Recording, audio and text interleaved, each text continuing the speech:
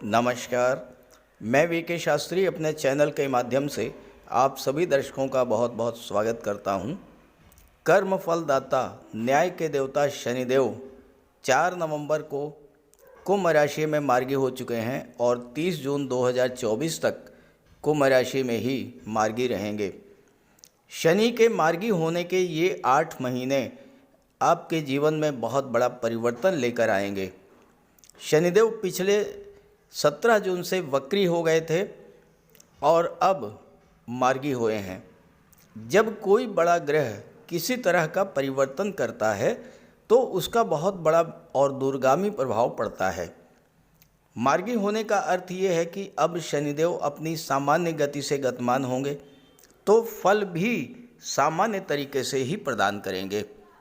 तो शनि के मार्गी होने का कुंभ राशि के जातकों के जीवन पर क्या प्रभाव पड़ेगा, इसी का विश्लेषण करेंगे इस वीडियो में। ये विश्लेषण आपकी चंद्र राशि के आधार पर किया जा रहा है और वीडियो के अंत में मैं आपको शनिदेव के उपाय भी बताऊंगा। तो ये है कुंभ राशि के जातकों की कुंडली। आपके लग्न के स्वामी हैं शनिदेव और शनिदेव लग्न भाव में ही गोचर कर रहे हैं और 4 नवंबर को मार्गी हो चुके हैं। राहु का गोचर इस समय धन के भाव में है। देवगुरु बृहस्पति का गोचर पराक्रम भाव में है। शनिदेव आपकी कुंडली के लग्न के भाव में 17 जनवरी 2023 को आए थे और जैसे ही शनिदेव आपके लग्न भाव में आए, आपके जीवन में 7.5 के दूसरे चरण की शुरुआत हुई। दूसरा जो चरण होता है इसमें शनिदेव आपके लग्न में गोचर करते हैं और जब लग्न में गोचर करते हुए 12वें भाव के स्वामी होकर लग्न में गोचर करते हैं तो 12वें भाव का फल प्रदान करते हैं, यानी खर्चे बढ़ा देते हैं और रोग या शत्रुता बढ़ती है, मानसिक परेशानियां बढ़ती हैं। लेकिन यहाँ पर शनिदेव शश राजयोग का निर्माण कर रहे थे। लगभग 10 माह बीत गए। कुछ जातकों को छोड़ दीजिए, बाकी के साथ यही हुआ होगा कि जो परेशानियां आपको पहले चरण में झेलनी पड़ी, ठीक वही परेशानियां आप पिछले 10 माह से भी झेल रहे थे। आपको शश राजयोग के बनने का कोई लाभ नहीं प्राप्त हुआ। जिस आर्थिक संकट से आप पहले चरण में गुजरे थे वही स्थिति अभी तक बनी हुई, जबकि आशा ये थी कि शश राजयोग बनते ही आपकी आर्थिक स्थिति में सुधार आएगा, पारिवारिक विवाद समाप्त होगा, फालतू के खर्चों में कमी आएगी, स्वास्थ्य में सुधार आएगा, प्रॉपर्टी को लेकर कोई विवाद था वो सुलझेगा। लेकिन ये सब कुछ नहीं हुआ। नौकरी और रोजगार के क्षेत्र में आपको वो सफलता नहीं मिल पाई जो आप चाहते थे। तो आखिर ऐसा क्यों हुआ, पहले इस बात को समझते हैं। देखिए, पहली बात तो ये है कि शनिदेव एक राशि में 2.5 वर्ष तक गोचर करते हैं तो अत्यंत मंद गति से गतिमान होते हैं, फल प्रदान करने में समय लेते हैं। और दूसरी बात जो सबसे महत्वपूर्ण रही, इन 10 महीनों में शनिदेव फल तो तब दे पाते जब स्वयं में स्थिर होते। शनिदेव ही लगातार परिवर्तन करते रहे तो फिर आपको फल कैसे दे पाते। देखिए, 17 जनवरी को कुंभ राशि में आते ही 30 जनवरी को अस्त हो गए। अब ये सोचा गया कि चलो जब उदित होंगे तो लाभ मिलेगा, समस्याएं समाप्त होंगी। 6 मार्च को उदित हुए। अब उदित होने के बाद ये लगा कि अब शनिदेव अपना शुभ फल प्रदान करेंगे, लेकिन कोई लाभ दे पाते इसके पहले ही शनिदेव का नक्षत्र परिवर्तन हो गया। शनिदेव 30 जनवरी को अस्त हुए, 6 मार्च को उदित हुए। जब लग्न भाव में आए थे, मंगल के नक्षत्र धनिष्ठा में गोचर कर रहे थे। 15 मार्च को राहु के नक्षत्र शतभिषा में चले गए और उस समय राहु गुरु का चांडाल दोष बन रहा था। शनि आपको कुछ दे पाते, इसके पहले ही 17 जून को वक्री हो गए और वक्री अवस्था में शतभिषा से धनिष्ठा में गए। फिर 22 अगस्त को शतभिषा में आए, 17 अक्टूबर को फिर धनिष्ठा में गए।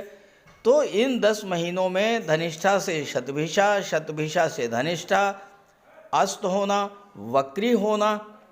जब शनिदेव खुद लगातार परिवर्तन करते रहे तो फिर आपको फल कैसे दे पाते? फल तो तभी दे पाते जब शनिदेव स्थिर होते।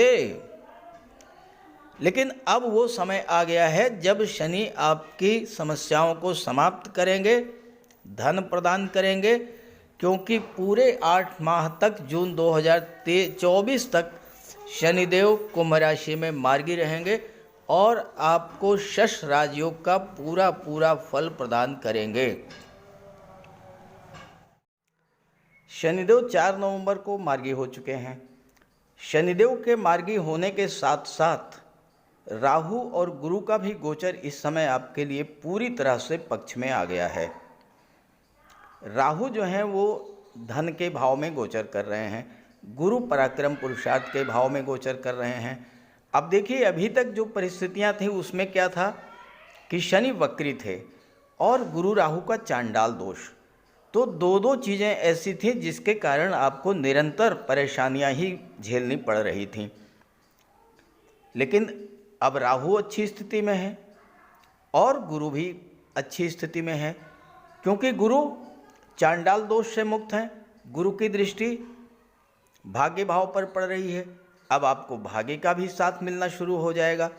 तो आपके व्यक्तित्व में एक बहुत बड़ा सकारात्मक परिवर्तन आएगा।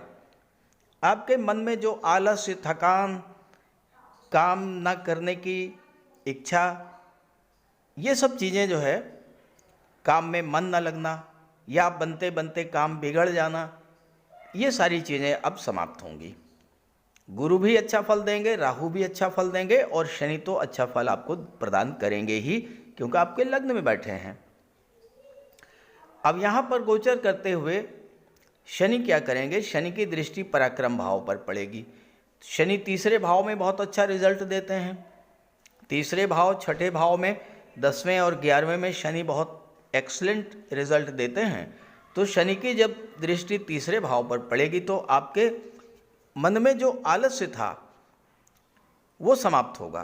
कार्यों को नई दिशा, नई गति मिलेगी। एक नए उत्साह के साथ आप अपने कार्य क्षेत्र में आगे बढ़ेंगे। और चूंकि आपकी कुंडली में राहु बहुत महत्वपूर्ण भूमिका में हैं, इस समय आपके लिए राहु कारक होते हैं, धन के भाव में बैठे हैं और गुरु की दृष्टि लाभ के भाव पर पड़ रही है। शनि 12वें भाव के स्वामी हैं, 12वां भाव विदेश का होता है, राहु विदेश के कारक होते हैं। तो आपको इस समय विदेशों से, 12वें भाव की चीज़ों से धन की प्राप्ति होगी, अचानक से धन की प्राप्ति होगी। शनि की दृष्टि 7वें भाव पर पड़ेगी। यहाँ पर दाम्पत्य जीवन को लेकर के आपको थोड़ा सावधान रहना पड़ेगा। लेकिन अगर आपके जीवन साथी और आपके बीच में समझदारी है, चूंकि गुरु की दृष्टि भी पड़ रही है ना, तो समझदारी होगी, दाम्पत्य जीवन में कोई विशेष ज़्यादा प्रभाव नहीं पड़ेगा। पड़ेगा कहाँ पर? आपकी कुंडली में अगर शनिदेव लग्न में बैठे हैं, आपकी कुंभ राशि है, तो आपके जीवन साथी का स्वास्थ्य खराब हो सकता है, या आपके लाइफ पार्टनर किसी जॉब में हैं, कोई व्यापार व्यवसाय कर रहे हैं, वहाँ पर उनके लिए समस्या आ सकती है, आपके लिए कोई समस्या नहीं आएगी। सप्तम भाव व्यापार का होता है और शनि की दृष्टि पड़ेगी। सप्तम भाव में शनि की दृष्टि पड़ने का जो प्रभाव होता है उसके बारे में ज्योतिष शास्त्र में कहा गया है कि जिस जातक की जन्म कुंडली के सप्तम भाव पर शनि की दृष्टि हो या सप्तम में शनि का गोचर हो, वो हजारों लोगों को भोजन देने वाला होता है। सीधा सा अर्थ यह है कि शनि आपके व्यापार व्यवसाय को बुलंदियों पर ले जाएंगे। इस कार्य में गुरु का भी साथ मिलेगा और राहु का भी साथ मिलेगा। शनि की दृष्टि दशम भाव पर पड़ेगी। अब यहाँ पर थोड़ा सा आपको सावधान भी रहना पड़ेगा। शनि की दृष्टि दशम भाव पर, राहु की नवम दृष्टि दशम भाव पर। राहु और शनि दोनों की दृष्टि आपके दशम भाव, आपके कैरियर पर, जॉब प्रोफेशन पर पड़ेगी। अब राहु आपके लिए कारक हैं, तो अचानक से आपको कार्य क्षेत्र में कोई बहुत बड़ा, कोई अच्छा ऑफर मिलेगा। आपको ये लगेगा कि जो जॉब मैं कर रहा हूँ उससे बेहतर आप ऑफ़र मिल रहा है, तो उस ऑफ़र को एक्सेप्ट कर लेना है। लेकिन आपको ये नहीं करना है, ध्यान रखें, आपको ये नहीं करना है। किसी ने आपसे कोई बात कही, एकदम से भरोसा मत कीजिए। किसी की बात पर अचानक से कोई एक्शन मत लीजिएगा। जो काम आप कर रहे हैं उसी काम को स्थिर मन से लेकर के आगे बढ़ना है। क्योंकि शनि क्या करेंगे, शनि दशम भाव पर दृष्टि डालेंगे, आपके कार्य क्षेत्र को ग्रोथ देंगे। राहु आपके जॉब में परिवर्तन का प्रयास करेंगे, तो आपको शनि के साथ रहना है।